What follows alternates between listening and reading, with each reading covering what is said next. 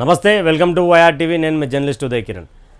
Morning నుంచి evening వరకు ఉన్నటువంటి అప్డేట్స్ని మీ ముందుకు తీసుకొచ్చే ప్రయత్నం చేస్తాం. ముందుగా వైఆర్ టీవీ తెలంగాణ ఛానల్ని, వైఆర్ టీవీ తెలుగు ఛానల్ని సబ్స్క్రైబ్ చేసుకోండి. మీ ఆశీర్వాదం మాకు ఉంటుందని కూడా కోరుకుంటున్నాం. అదేవిధంగా మార్నింగ్ నుండి ఇప్పటివరకు ఏమవుతుందంటే, ముఖ్యంగా కొన్ని గత 10 సంవత్సరాలుగా అంతకుముందు తెలంగాణ ఉద్యమ ఆకాంక్షకు ఉన్నటువంటి పేపర్గా పేరుగాంచినటువంటి నమస్తే తెలంగాణ పేపర్ నుండి ఉద్యోగులను అట్టహాసంగా తీసేస్తున్నట్టుగా కూడా సమాచారం అందుతూ ఉంది. మరి ఇక్కడ వాళ్ళు ఏం చెప్తా ఉన్నారంటే, మా దగ్గర పైసలు లేవు ఉద్యోగాలకు రాకండి అంటూ కూడా దాదాపు 20% మందిని కూడా అక్కడ ఆ శాఖ నమస్తే తెలంగాణ పేపర్ నుండి తీసేస్తున్నట్టుగా దిశ పేపర్ రాసుకుంటూ వచ్చింది. అదేవిధంగా కేసీఆర్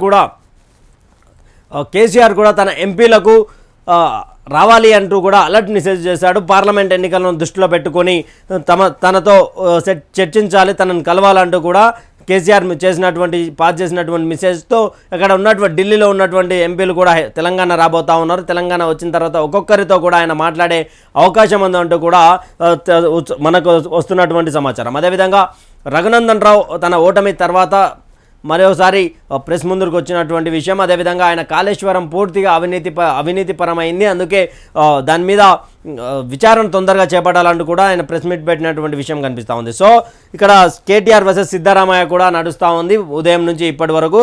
ఇప్పుడు తాజా వార్తలు ఏంటో చూద్దాం. అదేవిధంగా దిశ డైనమిక్ 1 PM ఏం రాసుకొచ్చిందో చూద్దాం.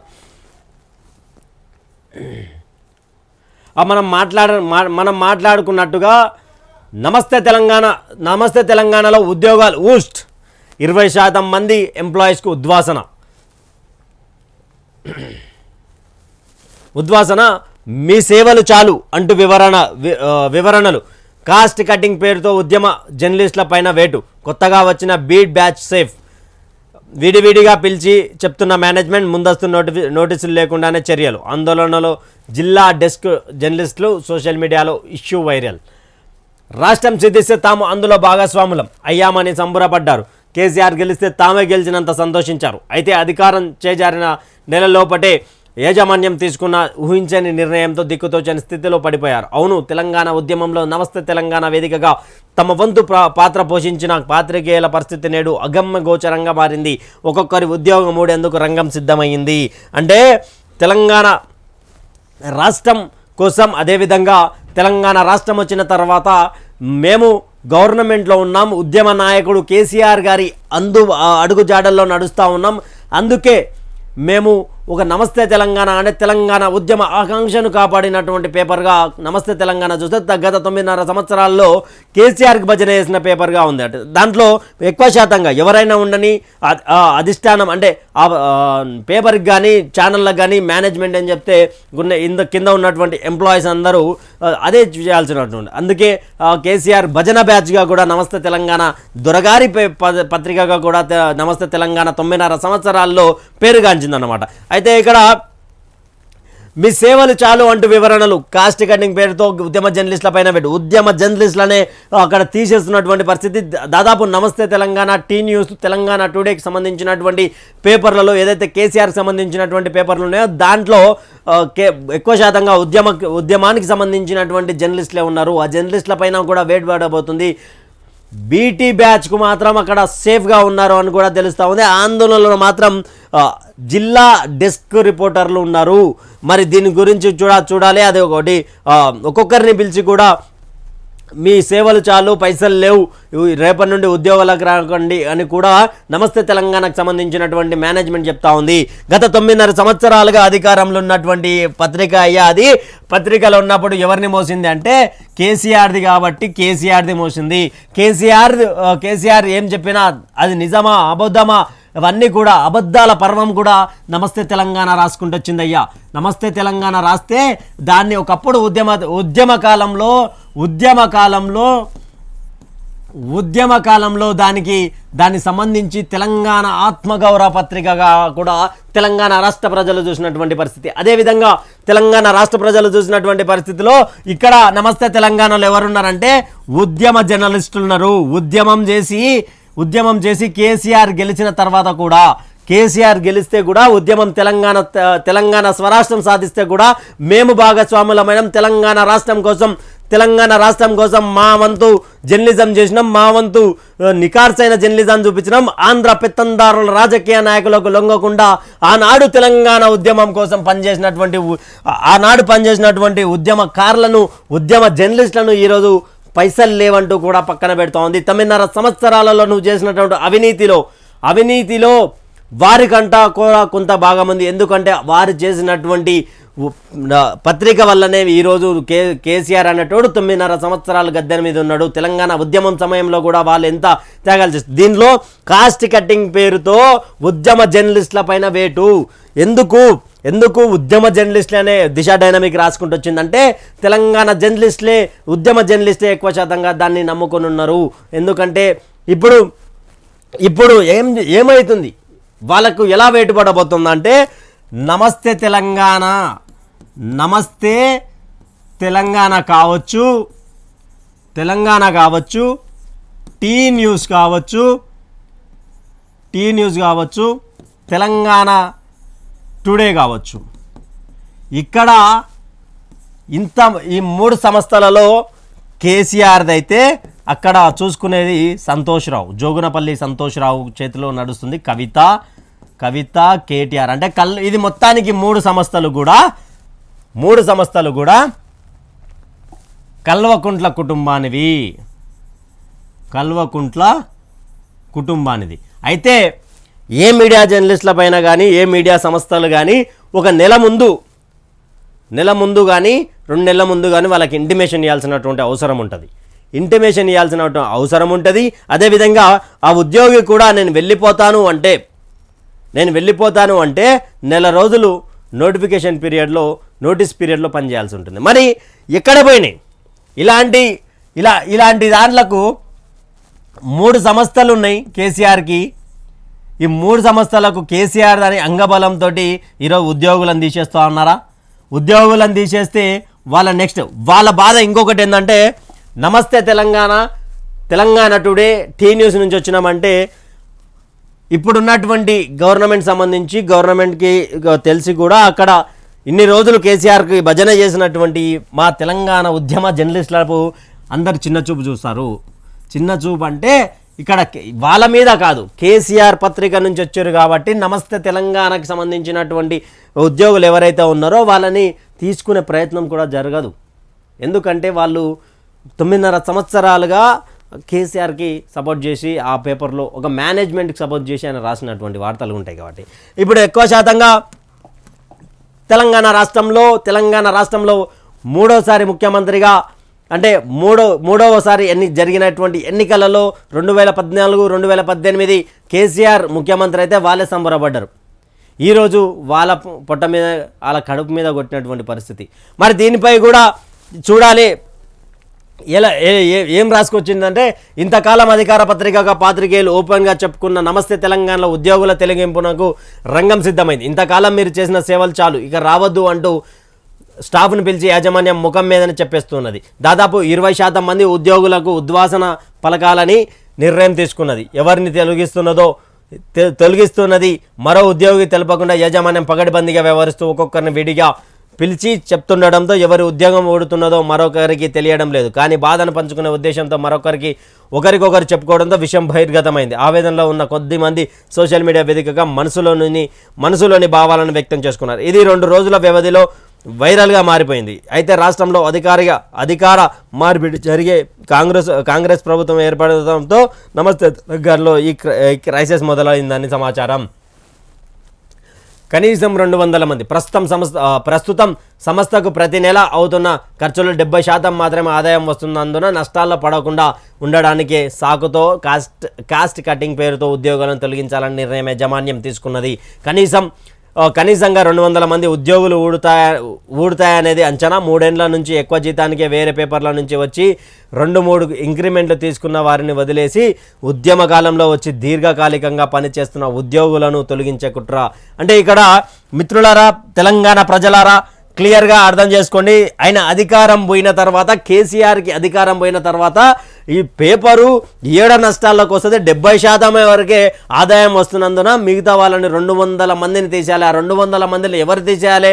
కొత్తగా వచ్చిన వాళ్ళని పై వేటు వేయడానికి కూడా ఛాన్స్ ఉంటుండే. కానీ ఇక్కడ కనీసంగా 200 మంది 3 ఏండ్ల నుంచి ఎక్కువ జీతానికి వేరే పేపర్ల నుంచి వచ్చి 2-3 ఇంక్రిమెంట్లు తీసుకున్న వారిని వదిలేసి, ఇక్కడ తెలంగాణ ప్రజలారా ఒకసారి గమనించండి, వదిలేసి ఏం చేస్తూ ఉన్నారు అంటే ఉద్యమానికి సంబంధించి తెలంగాణ ఉద్యమ సమయంలో కేసీఆర్ వెంట ఉండి కేసీఆర్ గెలిస్తే మేము గెలిచినామని చెప్పుకున్నటువంటి ఉద్యమ జర్నలిస్టుల పైన వేటుపడుతోంది. ఉద్యమ కాలంలో వచ్చి దీర్ఘకాలికంగా పనిచేస్తున్న ఉద్యోగులను తొలగించే కుట్ర జరుగుతుందని అంటున్నారు. అంటే మనకున్న సమాచారం ప్రకారం దిశ డైనమిక్ 1 PM తీసుకొచ్చిన దాని ప్రకారం 3 ఏండ్ల నుంచి వేరే పత్రికల నుంచి దీంట్లోకి వచ్చినటువంటి వ్యక్తులు ఎవరైతే ఉన్నారో, సీనియర్ జర్నలిస్టులు ఎవరైతే ఉన్నారో వాళ్ళను ఉంచేసి, బీటీ బ్యాచ్ని ఉంచేసి ఇక్కడ ఉద్యమ జర్నలిస్టులను తీసేస్తున్నారని కూడా రాస్తూ ఉన్నారు. అయితే ఇది అల్లం నారాయణ దృష్టికి వెళ్ళిందంట. తెలంగాణ మీడియా అకాడమీ మాజీ చైర్మన్గా ఉన్నాడు ఆయన. కరోనా సమయంలో 3 ఏండ్ల కిందట నమస్తే సహా వివిధ మీడియా సంస్థలు కాస్ట్ కటింగ్ పేరుతో సిబ్బందిని తొలగించాయి. వందలాది మంది రోడ్డున పడ్డారు. ఇప్పుడు ప్రభుత్వం మారిపోవడంతో ఇంకొంతమంది జాబులు పోతున్నాయి. ఈ పరిణామాన్ని మీడియా అకాడమీ మాజీ చైర్మన్ నమస్తే పూర్వ ఎడిటర్ అల్లం నారాయణ దృష్టికి తీసుకెళ్లాలనుకుంటున్నారు. ఎలాంటి నోటీసులు ఇవ్వకుండా సడన్గా తొలగించాలని యాజమాన్యం తీసుకున్న నిర్ణయం ఉపసంహరించుకునేలా చొరవ తీసుకోవాలని ఆయన కోరుకున్నారు. అయితే తెలంగాణ ప్రజలారా, తెలంగాణ జర్నలిస్టులారా, మా యొక్క వినతి ఏంటంటే నమస్తే తెలంగాణకు సంబంధించినటువంటి ఉద్యమ జర్నలిస్టులు ఉన్నారో, ఉద్యమ జర్నలిస్టులకు తోడుగా ఉండి తోడుగా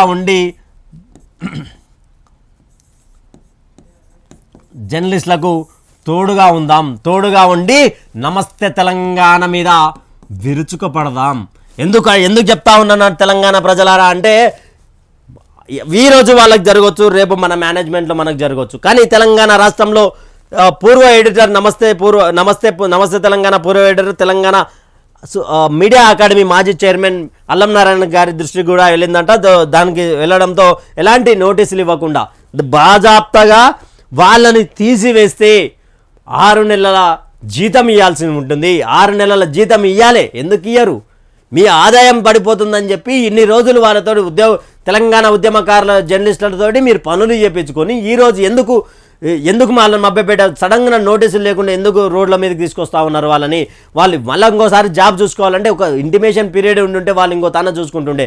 3 ఏండ్ల కిందట 2 ఏండ్ల కిందట మీ దగ్గరకు వచ్చినటువంటి వేరే పేపర్ ఎడిటర్లను కానీ స్టాఫ్ను కానీ ఉంచుకొని వేరే వాళ్ళని పంపేయడానికి కారణం ఏంటి?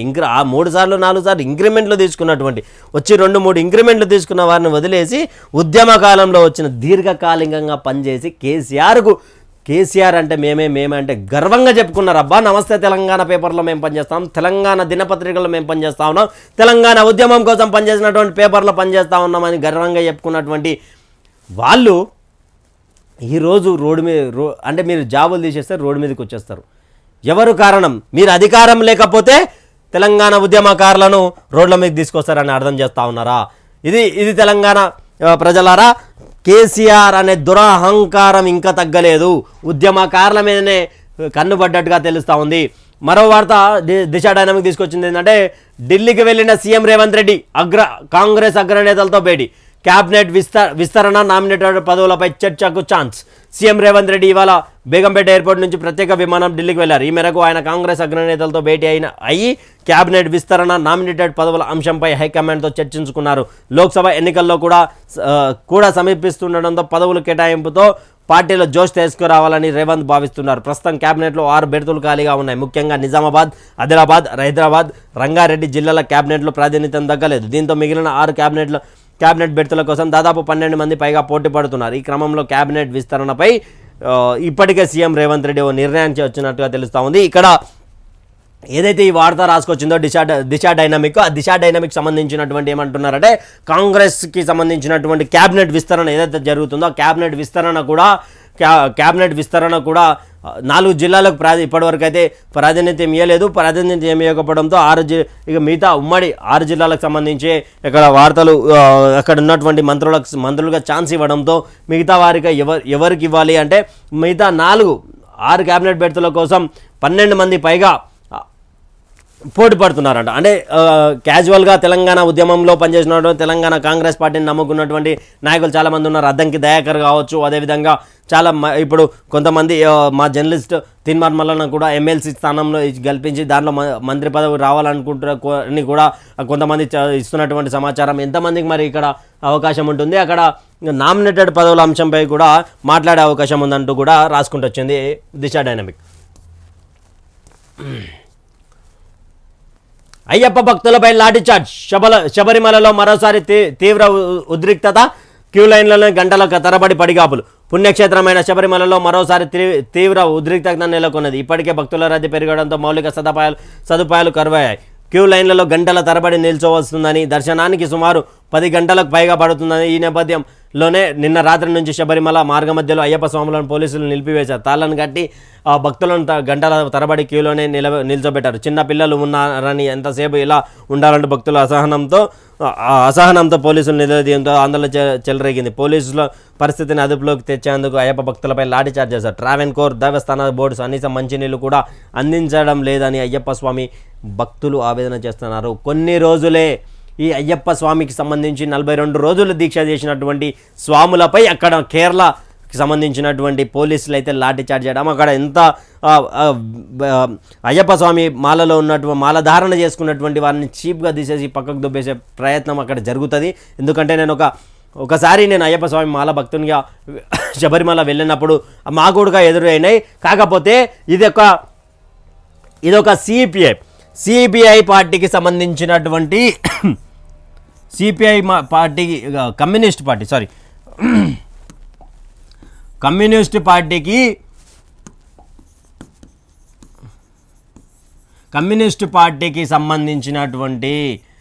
పార్టీకి సంబంధించినటువంటి ప్రభుత్వం అక్కడ ఉన్నది. కమ్యూనిస్ట్ పార్టీ అంటేనే తెలుసు, హిందూ దేవి దేవతల మీద అటాక్ చేసే పర్వం చేపిస్తారు వాళ్ళు. దేవీ దేవతలకు అక్కడ రీసెంట్గా ఒకటి ఏమైందంటే ముస్లిం మైనారిటీకి సంబంధించినటువంటి దానికి ప్రత్యేక బస్సులు పెట్టినారు. బస్సులు పెట్టి అక్కడ ఇదైతే కేరళకు సంబంధించినటువంటి స్వాములు కానీ ఇంకెవరైనా ఉంటే వాళ్ళు ఇరకాటంలో పోతా ఉన్నారు. ఇక్కడ పూర్తిగా హిందూ దేవీ దేవతల మీద అరాచకం చేస్తూ ఉన్నటువంటి కేరళ ప్రభుత్వం మరి ఎందుకు అక్కడ సిపిఐ అంటే గతంలో కొన్ని రోజుల కింద చూసాం ఎస్ఎఫ్ఐకి సంబంధించినటువంటి కమ్యూనిస్ట్ పార్టీ ఎస్ఎఫ్ఐకి సంబంధించినటువంటి వాళ్ళు గవర్నర్ కూడా వార్నింగ్ ఇస్తే ఆయన గవర్నర్ స్వీకరించి అన్ని ప్లాన్లు క్యాన్సల్ చేసుకొని వాళ్ళు ఏడైతే ఉండొద్దు నువ్వు ఎట్లొస్తావో చూస్తామన్న కాడ ఆయన వచ్చినటువంటి పరిస్థితి. అరాచకం జరుగుతూ ఉంది. ఇక్కడ కనీసం మంచినీటి వసతి కూడా లేదంట. 42 రోజులు దీక్ష చేసి నిజాయితీగా వాళ్ళన్నిటిని వాళ్ళు వదిలేసి దేవుడే మాతో ఉన్నారు అనుకోండి 42 రోజుల దీక్ష చేస్తే ఆడికి పోయి లాఠీ ఛార్జీలలో దెబ్బలు తింటా ఉన్నారు. అక్కడ దీనిపై కూడా మాట్లాడాల్సినటువంటి అవసరం ఉన్నది. ప్రజలారా, తెలంగాణ రాష్ట్ర ప్రజలే కాదు భారతదేశంలో ఉన్నటువంటి హైందవ సోదరులందరూ దీనిపై ప్రశ్నించాల్సినటువంటి అవసరం కనిపిస్తూ ఉంది. కానీ అక్కడ పబ్లిక్ కూడా ఎక్కువ శాతంగా పోయేది తెలంగాణ రాష్ట్రం నుంచే ఎక్కువ శాతం పోతారు. తెలంగాణ రాష్ట్ర ప్రజలు అదేవిధంగా భారతదేశంలో ఉన్నటువంటి ప్రతి ఒక్కరు పోయాల్సిన అవసరం ఉంది. కానీ అక్కడ ఎలాంటి వసతులు లేవంట. కావాలని మరి గవర్నమెంట్ చేస్తూ ఉందా లేకపోతే ఏం చేయాలనే ఆలోచనలో ఉన్నది అనేది తెలియాల్సింది. మృత్యు విలాపం, అర్ధరాత్రి చైనాలో భారీ భూకంపం, 116 మంది మృతి, 400 పైగా క్షతగాత్రులు. వాయువ్య చైనాలోని గన్స్ కింగ్ హై ప్రావిన్స్లలో నిన్న అర్ధరాత్రి దాటిన తర్వాత భారీ భూకంపం సంభవించింది. దీంతో వేలాది భవనాలు ఒక్కసారిగా నేలమట్టమయ్యాయి. ఈ ప్రమాదం దాదాపు 116 మంది ప్రాణాలు విడిచారు. 400 పైగా నిన్న భారీ భూకంపం అంటూ కూడా దిశ డైనమిక్ రాసుకుంటూ వచ్చింది. చైనాలో వాయువ్య చైనాలోని గన్స్ కింగ్ హై ప్రావిన్స్లలో జరిగిందంట. దాదాపు 116 మంది ప్రాణాలు కోల్పోయారు. 400 మంది పైగా వారి ఆత్మకు శాంతి కలగాలని కూడా వైఆర్ టీవీ తెలంగాణ నుంచి కోరుకుందాం. కేటీఆర్ వర్సెస్ సిద్ధరామయ్య, మాజీ మంత్రి ట్వీట్పై కర్ణాటక సీఎం కౌంటర్. అందుకే మీరు బీజేపీకి పర్ఫెక్ట్ బీ టీం అంటూ ఫైర్. తప్పుడు ట్వీట్తో మాజీ మంత్రి కేటీఆర్ మరోసారి పప్పులో కాలేశారా అంటే నిజమే అనిపిస్తుంది. ఎన్నికల ఓట్ల కోసం ఎన్నో హామీలు ఇస్తాం, అంత మాత్రాన ఫ్రీగా ఇవ్వాలా, మాకు ఇవ్వాలనే ఉంది. ప్రభుత్వం వద్ద డబ్బులు లేవు అంటూ సీఎం సిద్ధరామయ్య అసెంబ్లీలో చెబుతున్నట్టు సోషల్ మీడియాలో సర్క్యులేట్ అవుతున్న ఓ వీడియోని తాజాగా కేటీఆర్ ట్విట్టర్లో రీపోస్ట్ చేశారు. డబ్బులు లేవని సిద్ధరామయ్య అంటున్నారు. హామీలు ఇచ్చే ముందు ఆలోచన చేయరా, తెలంగాణ భవిష్యత్తు కూడా ఇలాగే ఉంటుందా అని కేటీఆర్ ప్రశ్నించారు. అయితే ఈ ట్వీట్పై సిద్ధరామయ్య స్పందిస్తూ మిస్టర్ కేటీఆర్, తెలంగాణలో మీ పార్టీ ఎందుకు ఓడిపోయిందో తెలుసా అంటూ ఆగ్రహం వ్యక్తం చేశారు. మీకు ఏది నిజం ఏది ఫేక్ అనేది తెలియదు. బీజేపీ ఎడిట్ చేసిన వీడియోలను మీరు సర్క్యులేట్ చేస్తున్నారు, అందుకే మీరు బీజేపీ పర్ఫెక్ట్ బీ టీం అంటూ మండిపడ్డారు. ఎన్నికలకు ముందు ఫాక్స్కాన్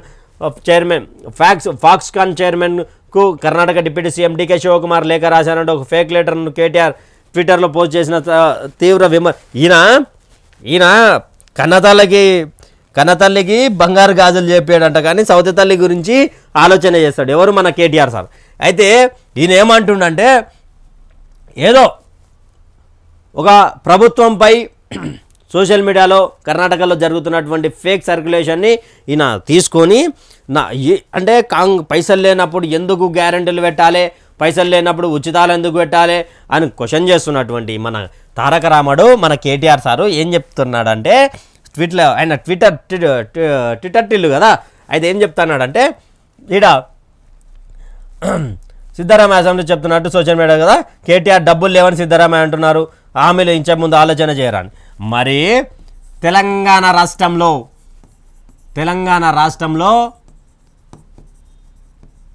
ఎన్ని సమస్యలు ఉన్నాయో కేటీఆర్ ఉన్నాయో తెలుసా నీకు? కేటీఆర్ మాట్లాడతారు ప్రతిసారి ట్విట్టర్లో ఎక్స్ వేదికగా. తెలంగాణ రాష్ట్రంలో ఎన్ని సమస్యలు ఉన్నాయి, నువ్వు తెచ్చినటువంటి మీ అయ్య తెచ్చినటువంటి ధరణి వల్ల ఎన్ని సమస్యలు పుట్టుకొచ్చినాయి. అన్నదమ్ముల మధ్య పంచాయతీ అయింది, గెట్టు పంచాయతీలు ఉన్నటువంటి తెలంగాణ రాష్ట్రంలో ఇప్పుడు భూమి పంచాయతీలు అవుతున్నాయి. ఈయన సమయానికి లేనప్పుడు అన్న పేరు మీదకి మారడం, అన్న భూమి తమ్ముని పేరు మీద కొట్టుకొని వస్తున్నారా బాబు తెలంగాణ రాష్ట్రంలో. ప్రజావాణి దగ్గరికి రా ఒకసారి. మంగళవారం వస్తుందంటే రాత్రి సోమవారం రాత్రి 3 గంటలకు 4 గంటలకు ఆడికి వస్తూ ఉన్నారు, చలిలో పడుకుంటారు. ఈయనంట మళ్ళీ వేరే రాష్ట్రం గురించి ప్రశ్నిస్తుండే ఆయన. నీ రాష్ట్రంలో నువ్వు నిధులు నియామకాలు నీళ్ళు ఏం చేసినావు చెప్పు. ఆయన ఐటీ శాఖ మంత్రిని క్వశ్చన్ చేస్తాడు, అందరిని క్వశ్చన్ చేస్తాడు. నీకేం తెలుసు తెలంగాణ రాష్ట్ర ప్రజల సమస్యలు? నీకేం తెలుసు? దాదాపు ఎంత అంటే 2012 తర్వాత 2014 సమయం కంటే ముందు కాంగ్రెస్ ప్రభుత్వంలో చేసినట్టు మాజీ ముఖ్యమంత్రి కిరణ్ కుమార్ రెడ్డి చేసినటువంటి నోటిఫికేషన్లు తప్ప 2018లో 2016 నుంచి 18 సమయంలో నువ్వు వేసిన డిఎస్సి ఎక్కడ పోయింది? తెలంగాణ ఉద్యమంలో కొట్లాడినటువంటి డిఎస్సి అభ్యర్థులు జాబ్ వచ్చినాక కూడా తెలంగాణ రాష్ట్రం వస్తే మనం ఇంకా మంచిగా జాబులు వేసుకోవచ్చు అని వాళ్ళు హైకోర్టు స్టే తెచ్చుకుంటా ఉడక ఉద్యోగాలే. ఎక్కడి దద్దమ్మవురా నాయన, నువ్వు ఏం చేస్తా ఉన్నావు? నీ తెలంగాణ రాష్ట్రంలో ఏం జరుగుతూ ఉందో తెలియదు, అక్కడ ఏది ఫేకో తెలియదు, వాళ్ళు ఏది చేస్తే కూడా అది అంటూ కూడా సిద్ధరామయ్య అటువంటి ఫైర్ అయ్యండు. మీరు భారతీయ జనతా పార్టీకి బీ టీమ్ అని అర్థమవుతా ఉందా? మాకు అక్కడ భారతీయ జనతా పార్టీకి సంబంధించినటువంటి వాళ్ళు సోషల్ మీడియా వేదికగా ఫేక్ మార్ఫింగ్ చేస్తే నువ్వు ఈరోజు నువ్వు వాళ్ళ అది నిజార్థం చేయకుండా ఈరోజు మమ్మల్ని అడుగుతున్నావు. అందుకే నీ పార్టీ ఓడిపోయింది, ఏది నిజమో ఏది ఫేకో తెలియనటువంటి దద్దమో నువ్వు అంటూ కూడా సిద్ధరామయ్య ఫైర్ అయ్యంటాం. ఈయనకు ఏంది కేటీఆర్ సార్కు ఏం చేయాలనో తెలుస్తలేదు. ఇంకా ఎవరి మీద ఎట్లా 9.5 సంవత్సరాల అధికారంలో ఉన్నాడు కదా, పుణ్యానికి వచ్చినటువంటి అధికారం కదా అది. మేనేజ్మెంట్ కోట అంటూ కూడా రేవంత్ రెడ్డి అసెంబ్లీ సాక్షిగా అంటున్నాడు కదా. ఏంది అసలు ట్విట్టర్ వేదిక కానీ ఇష్టం వచ్చినట్టు కర్ణాటక సీఎంతో చివాట్లు పెట్టించుకున్నావు. నీ ఇల్లు నువ్వు చక్కగా చూసింటే అయిపోతుంది కదా 9.5 సంవత్సరాలలో. ప్రజావానికి అడిగిరా. మీ నాయన ఉన్నాడు కదా ప్రగతి భవన్లా, ఒకసారి ప్రజావానికి అడిగి మంగళవారం పూట శుక్రవారం పూట ఎన్ని సమస్యలు వస్తున్నాయి ధరణి వల్ల. అన్నదమ్ములు కొట్టుకుంటుర్రు, వేరేడు కబ్జా చేస్తుండు. నీ టీఆర్ఎస్ పార్టీకి సంబంధించిన వాళ్ళు మస్తు కబ్జాలు ఉన్నాయని చెప్పి మాకు తెలియకుండా మా భూమిని రాపించుకున్నారు అర్ధమరాత్రి అని మొన్న మల్లారెడ్డి మీద ఆలోచనలు వచ్చినాయి. నిన్ననేమో షకీల్ మీద 78 కోట్ల వ్యయం ఎక్కడ మిస్ అయింది అంటూ కూడా టాస్క్ ఫోర్స్ అధికారులు క్లియర్ చేశారు. ఈ ప్రజావాణి కాడికి పోతే నీ సర్పంచులు జెడ్పీటీసీలు వీళ్ళందరూ కబ్జాలు చేసినటువంటి పూర్వం మొత్తం బయటపడుతుంది. ధరణి ఎవరి కోసం తెచ్చినావు? తెలంగాణ రాష్ట్ర ప్రజల కోసం అయితే తేలే, ఎవరికో అమ్ముకోనికే తెచ్చినావు, దాంట్లో ఉన్నటువంటి భూమి పత్రాలను తీసుకోనికే తెచ్చినావు. ఈయన మళ్ళీ వేరే ప్రభుత్వాన్ని ప్రశ్నిస్తున్నాడంట. తెలంగాణ ప్రజలారా, వీళ్ళు చేసే ఎత్తుగడలకు ఎవ్వరూ మోసపోకండి. ఆయన ఏదో అధికారంలో ఉన్నానని ఇంకా ఫీల్ అవుతున్నటువంటి పరిస్థితి కేటీఆర్ది కనిపిస్తూ ఉంది. సిపిఐ వల్లే కాంగ్రెస్ అధికారంలోకి వచ్చిందని నేను చెప్పలేదు. సిపిఐ జాతీయ కార్యదర్శి నారాయణ సిపిఐ వల్లే కాంగ్రెస్ రాష్ట్రంలో అధికారంలోకి వచ్చిందని తాను అన్నట్లు సోషల్ మీడియాలో తప్పుడు ప్రచారం జరుగుతోందని సిపిఐ జాతీయ కార్యదర్శి నారాయణ ఆవేదన వ్యక్తం చేశారు. తెలంగాణలో సమిష్టి కృషితోనే కాంగ్రెస్ గెలిచిందని స్పష్టం చేశారు. కేవలం సిపిఐ వల్లే గెలిచిందని తాను ఎక్కడ చెప్పలేదని మరోసారి తెలిపారు. కాగా తెలంగాణలో సిపిఐ పొత్తు పెట్టుకోవడం వల్లే కాంగ్రెస్ గెలిచిందని, మిగతా రాష్ట్రాల్లోనూ తమతో పొత్తు పెట్టుకుంటే వారే గెలుస్తారని ఆ క్రమంలోనే ఇక్కడ కాంగ్రెస్ ఈజీగా గట్టెక్కిందని సిపిఐ నారాయణ చేసిన కామెంట్స్ వైరల్గా మారాయి. అంటే ఇది కూడా ఆయన డైరెక్ట్ చెప్తా ఉన్నాడు, నేను ఏ రోజు అనలేదు సిపిఐ పార్టీతో పొత్తు పెట్టుకుంటేనే కాంగ్రెస్ వచ్చింది, వేరే రాష్ట్రాల్లో పెట్టుకోవాలని కూడా నేను ఏ రోజు ఇది కేవలం ఈ వార్త ఉన్నది కదా, ఈ వార్తకి ఈరోజు సిపిఐ జాతీయ కార్యదర్శి నారాయణ ఎక్స్ప్లెనేషన్ ఇవ్వడానికి కారణం బీఆర్ఎస్ సోషల్ మీడియా ఉంటుంది. మీడియా పక్కగా వీళ్ళదే ఉంటుంది. ఆయన అన్నది ఒక మాట ఉంటుంది, వీళ్ళు చేసిన ఎత్తుగడ ఒకటి ఉంటుంది. వీళ్ళు మార్ఫింగ్లు ఇక్కడ కర్ణాటకలో ఏది జరిగిందో అది చేస్తారు వీళ్ళు అంతే. కర్ణాటకలో ఏదైతే జరిగిందో వీళ్ళే భారత రాష్ట్ర సమితికి సంబంధించిన వాళ్ళే సోషల్ మీడియా వేదికగా చేసి ఉంటారు. ఇక దాన్ని పెద్దగా సిపిఐ నారాయణ గారు కూడా దాని మీద ఎక్స్ప్లెనేషన్ ఇచ్చారు. ఎంపీలకు కేసీఆర్ అలర్ట్ మెసేజ్, అందుబాటులో ఉండాలన్న ఆదేశం. ఢిల్లీ నుంచి హైదరాబాద్కు పార్లమెంట్ సభ్యులు ఒక్కొక్కరితో మాట్లాడనున్న బీఆర్ఎస్ అధినేత. పార్లమెంట్లో జరుగుతున్న పరిణామాలను దృష్టిలో ఉంచుకొని బీఆర్ఎస్ అధినేత కేసీఆర్ పార్టీ ఎంపీలతో భేటీ కానున్నారు. ఎంపీలంతా అందుబాటులో ఉండాలని ఆదేశించారు. ఒక్కొక్కరితో విడిగా మాట్లాడనున్నట్లు సమాచారం. పార్లమెంట్ సమావేశాలకు వెళ్లిన ఎంపీలు ఢిల్లీ నుంచి హైదరాబాద్కు చేరుకున్నారు. అయితే పార్లమెంట్ అనుసరించాల్సిన విధానాలను తదితర సమస్యలపై చర్చించే అవకాశం ఉంది. ఇప్పటికే పార్లమెంట్లో ఎంపీల సస్పెన్షన్ కొనసాగుతున్న తరుణంలో కేసీఆర్ భేటీ ప్రాధాన్యతను సంతరించుకుంది. ఏదైతే పార్లమెంట్ ఎన్నికలు వస్తున్నాయో ఆల్రెడీ భారతీయ జనతా పార్టీ కూడా కసరత్తు చేస్తూ ఉంది. ఆల్రెడీ అక్కడ కాంగ్రెస్ పార్టీ గవర్నమెంట్ ఉండడంతో వాళ్ళకు కూడా ఎక్కువ శాతంగా మాకు టికెట్స్ రావాలంటూ కూడా కొన్ని రోజులలో, ఇంకా 2-3 రోజులలో తెలంగాణ పార్లమెంట్ నుంచి ఎవరెవరు ఆసక్తిగా ఉన్నారు, పోటీ చేస్తూ ఉన్నారో కూడా వైఆర్టీవీ తెలంగాణ మీ ముందుకు తీసుకురాబోతా ఉంది. ఎవరు కూడా అభ్యర్థులు ఉండొచ్చు, ఉండకపోవచ్చు అనేది కూడా ఒక సమాచారం అయితే ఉంది. దాన్ని మరి చూసి ఎలా ఉండబోతా ఉంది. కొంతమేరకు బండి సంజయ్ కూడా షాక్ తగిలే అవకాశం ఉందంటూ కూడా ఆ సమాచారం వస్తూ ఉంది. రోడ్డు ప్రమాదంలో తల్లి కొడుకు మృతి. స్కూటీని ఢీకొట్టిన లారీ హైదరాబాద్లో ఉంటున్న సోదరిని కలిసేందుకు బయలుదేరిన ఆ కుటుంబాన్ని మృత్యువు కబలించింది. వెనుక నుంచి వచ్చిన లారీ స్కూటీని ఢీకొట్టడంతో తల్లి కొడుకు అక్కడికే మృతి చెందారు. ఈ సంఘటన సంగారెడ్డి జిల్లా కంది మండలం పరిధి జాతీయ రహదారిపై ఈరోజు ఉదయం జరిగింది. ఏపీలోని విజయనగరం జిల్లా దిబ్బగూడకు చెందిన కోటాస సత్యనారాయణ మహేశ్వరి ఇద్దరు దంపతుల కొడుకు దేవాంశ్ కలిసి ఉదయం స్కూటీపై హైదరాబాద్ బయలుదేరారు. మామిడిల్లపల్లి చౌరస్తా వద్ద వెనుక నుంచి అతివేగంగా వచ్చిన లారీ స్కూటీని ఢీకొట్టింది. దీంతో తల్లి మహేశ్వరితో పాటు కొడుకు దేవాంశ్ అక్కడికక్కడే మృతి చెందారు. సత్యనారాయణకు గాయాలయ్యాయి. పాపం ఎప్పుడు చిన్నపిల్లల మరణాలు చాలా ఎక్కువగా వస్తూ ఉన్నాయి. అంటే ముఖ్యంగా ఇక్కడ ఈ కేసీఆర్కి సంబంధించినటువంటి వార్తలో కొంతవరకు గమనించాల్సింది ఏంటంటే, కొంతమంది పార్లమెంట్ సభ్యులు ఎవరైతే ఉన్నారో వాళ్ళు కూడా పార్టీ జంప్ అయ్యే అవకాశం, జంపింగ్ జలాన్లకు రెడీగా ఉన్నారని కూడా తెలుస్తూ ఉంది. మరి చూడాలి ఎంతమంది ఎంపీలు, సిట్టింగ్ ఎంపీలు పార్టీ మారకుంటూ ఉంటారు, అదే కేసీఆర్ బాటలో నడుస్తారో చూడాలి. తర్వాత V6 డిజిటల్ 2 PM చూసుకున్నట్టయితే పైసా కైసా ఎందుకంటే అప్పిల కూపిలో ఉన్నది కదా తెలంగాణ రాష్ట్రం. 6 గ్యారెంటీల అమలుపై సీఎం ఫోకస్. స్కీమ్ల అమలు కోసం ఆర్థిక నిపుణుల సలహాలు, ఆదాయం వచ్చే శాఖలతో ఇప్పటికే సీఎం రివ్యూ. కొత్త అప్పులు తీసుకురావడం పైన సర్కార్ ఆరా. ఆర్బీఐ మాజీ గవర్నర్ రఘురాం రాజన్తో భేటీ. అందుకేనా రేపు అసెంబ్లీ వేదికగా ఆర్థిక పరిస్థితిపై శ్వేతపత్రం, పవర్ పాయింట్ ప్రజెంటేషన్ ఇవ్వనున్న ప్రభుత్వం. ఖాళీ ఖజానా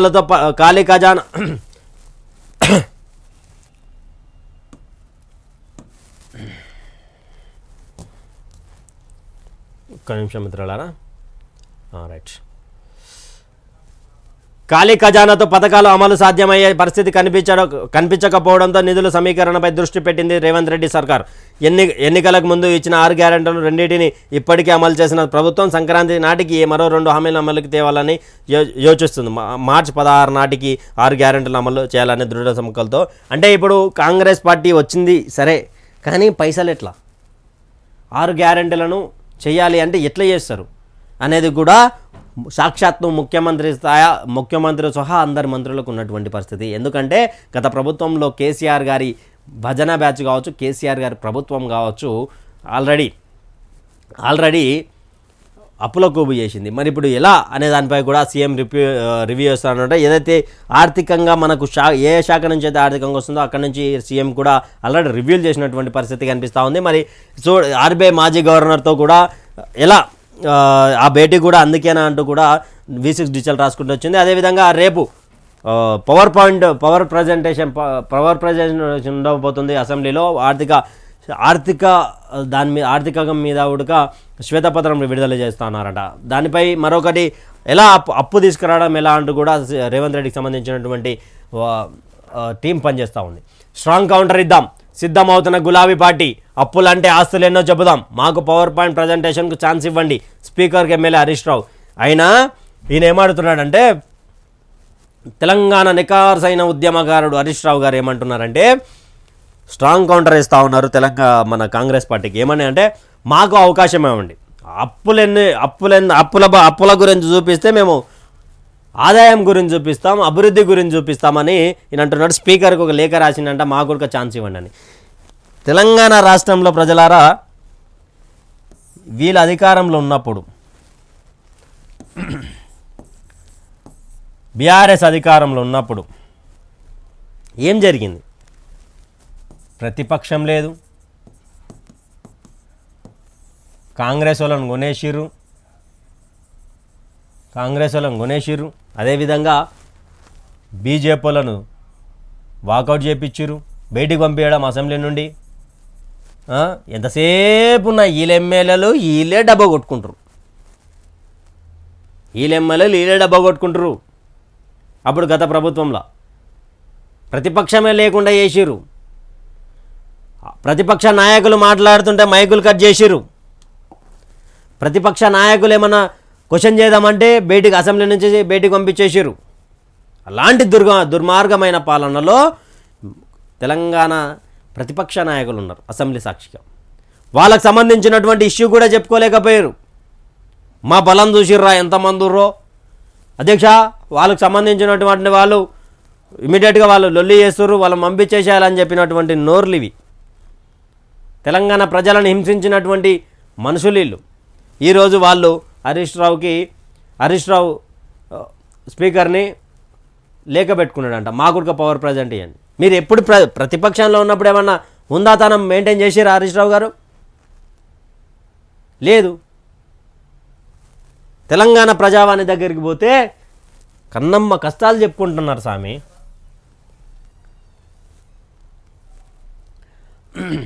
కాళేశ్వరం ప్రాజెక్ట్ అంతా అవినీతి. విచారణ కోసం సీఎం రేవంత్ రెడ్డి కేంద్రానికి ఎందుకు లేఖలు రాయడం లేదు? మాజీ ఎమ్మెల్యే రఘునందన్ రావు గారు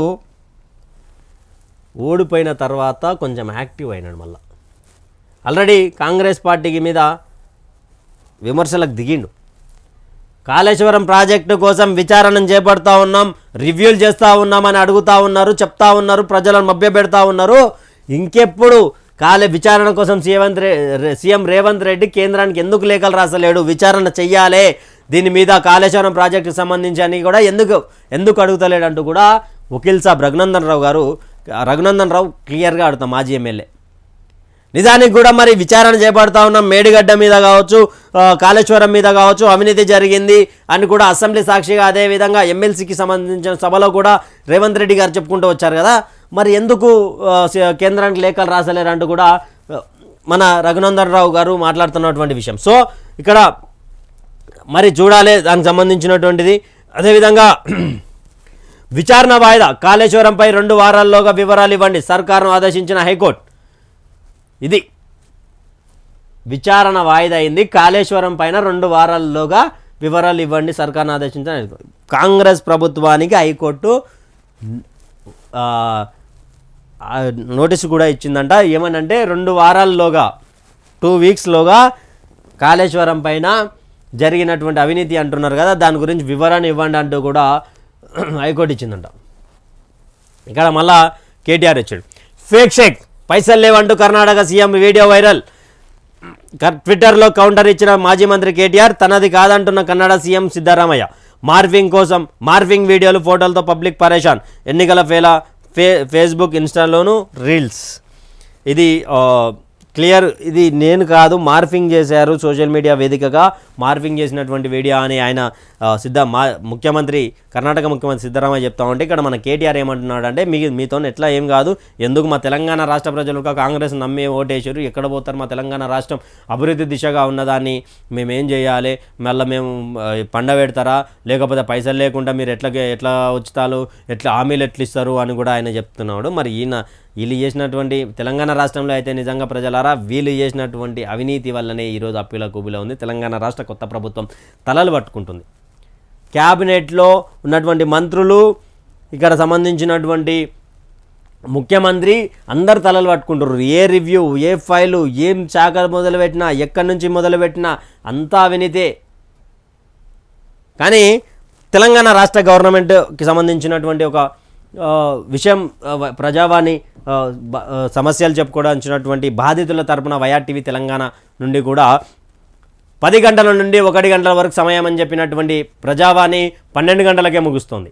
అక్కడ దూర ప్రాంతాల నుంచి వాళ్ళు బస్సు ఎక్కి వాళ్ళకి సంబంధించినటువంటి దానికి వాహనాలలో వాళ్ళు అక్కడి నుంచి ప్రయాణం చేసి వచ్చిన తర్వాత 1 గంటల వరకు అనుకున్న సమయంలో 12 గంటలకే మూసివేయడం చాలా బాధాకరం అంటూ కూడా అక్కడ చాలామంది వినతులు ఆర్జీలు పెట్టుకోకుండా రిటర్న్ వెళ్ళిపోతున్నటువంటి పరిస్థితి కనిపిస్తూ ఉంది. అన్నీ కూడా జెన్యూన్గా తమకు సంబంధించినటువంటి సమస్యల మీదనే వస్తూ ఉన్నారు. ఎవరు రేవంత్ రెడ్డి గారిని కానీ, అదేవిధంగా ఆ సంబంధిత శాఖకు సంబంధించినటువంటి మంత్రులను కానీ, అధికారులను కానీ కలవడానికి వస్తలేమంటూ కూడా వాళ్ళు నిర్భయంగా చెప్తా ఉన్నారు. ఎందుకంటే ప్రజావాణి అంటూ తీసుకొచ్చారు. జిల్లాల వారీగా, మండలాల వారీగా, తాలూకా వారి, నియోజకవారీగా పెట్టినా కానీ ఈరోజు మేమంత దూరం సుదీర్ఘ ప్రయాణం చేసి హైదరాబాద్కు వచ్చిన తర్వాత 10 గంటల నుంచి 2 గంటల సమయంలో ఎంతమంది ఈరోజు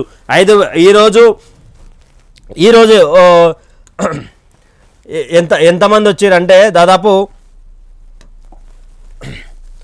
ఈరోజు బీసీ శాఖ మంత్రి పొన్నం ప్రభాకర్ గారు ఇచ్చినటువంటి ఇన్ఫర్మేషన్ ప్రకారం 5026 ఆర్జీలు తీసుకున్నామని చెప్పి బీసీ శాఖ మంత్రి పొన్నం ప్రభాకర్ గారు మాట్లాడారు మీడియా వేదికగా. మరి ఆల్రెడీ అక్కడ ఆర్జీలు 5026 మందే కాదు, ఆర్జీలు ఇవ్వని వాళ్ళు కూడా దాదాపు 500 నుండి 1000 మంది ఉన్నారు. వాళ్ళ పరిస్థితి ఏంది మరి? 12 గంటల సమయానికి క్లోజ్ చేయడానికి కారణాలేంటి? అక్కడ ఉన్నటువంటి బాధితులు ఎవరైతే ఉన్నారో, సమస్య మీద వచ్చినటువంటి ప్రజావానికి వచ్చినటువంటి వాళ్ళు అడిగితే అక్కడ అధికారులు లేరు, సంబంధిత మంత్రి లేరు, ఎవరు లేరు, కావాలంటే శుక్రవారం రోజు రండి అంటూ కూడా వాళ్ళని పంపిస్తున్నటువంటి పరిస్థితి కనిపిస్తూ ఉంది. అక్కడ ప్రజావాణి అంటే దాదాపు హైదరాబాద్ సరఫరాల 120 కిలోమీటర్ 100 కిలోమీటర్ ఉన్న వాళ్ళు వస్తూ ఉన్నారు. వాళ్ళు ఒకరోజు ఇన్ఫర్మేషన్ ఉండి ఒకరోజు రాత్రి వచ్చి చుట్టాలలో ఇండ్లలో పడుకుంటున్నారు. కానీ దూర ప్రాంతాలు దాదాపు 200 కిలోమీటర్లు 250 కిలోమీటర్ల నుంచి వచ్చే వాళ్ళు ఎలా రావాలి అంటూ కూడా పబ్లిక్ క్వశ్చన్ చేస్తూ ఉన్నారు. నాకు తెలిసి కాంగ్రెస్ పార్టీకి ఏమైనా ఎఫెక్ట్ అవ్వబోతుందా అని అడిగినటువంటి పరిస్థితులలో అక్కడ ఉన్నటువంటి బాధితులు ఏం చెప్తా ఉన్నారంటే, ప్రజావాణి వల్ల కాంగ్రెస్ పార్టీకి నష్టమే ఎక్కువ జరగవచ్చు, లాభం కూడా జరగవచ్చు. లాభం జరిగితే అందరికీ మంచిది, నష్టం కూడా జరిగే అవకాశం ఉంది. ఎందుకంటే 2 గంటల సమయంలో ఎంతమంది అంటే ఆర్జీలు తీసుకునే అవకాశం ఉంది. అసలు దూర ప్రయాణం చేసి మేము ఇంత దూరం వచ్చిన తర్వాత దాదాపు పైసలు పెట్టుకొని, బస్సు కిరాయిలు పెట్టుకొని, నిద్ర మానుకొని, ఒళ్ళును కరిచే చలిలో మేము వస్తూ ఉంటే ఇంకా మాకు ఎందుకు ఇలాంటివి అన్నీ కూడా అంటూ కూడా బాధలు చెప్తాను. తెలంగాణ ప్రజలారా, మీ అందరి ముందు ఉన్నటువంటి నిజాన్ని నిర్భయంగా చెప్పే వార్తలను తీసుకొస్తా ఉన్నాం. అదేవిధంగా మీ ఆశీర్వాదం, మీ సపోర్ట్ మాకు ఉండాలి కాబట్టి వైఆర్టీవీ తెలంగాణ, వైఆర్టీవీ తెలుగును కూడా సబ్స్క్రైబ్ చేసుకొని షేర్లు చేయండి. ఎందుకంటే దీని మీద కొంత మేరకు వైఆర్ టీవీ తెలంగాణ తెలుగు మీద కొంచెం మేరకు మీ అందరి సపోర్ట్ కావాలి. అందుకే మీ అందరినీ ఇన్నిసార్లు అడగడం జరుగుతూ ఉంది. దయచేసి మీరందరూ కూడా సబ్స్క్రైబ్, లైక్, షేర్ కొట్టండి అని కూడా కోరుకుంటూ ఇవి ఇప్పటివరకు ఉన్నటువంటి వార్తా విశేషాలు.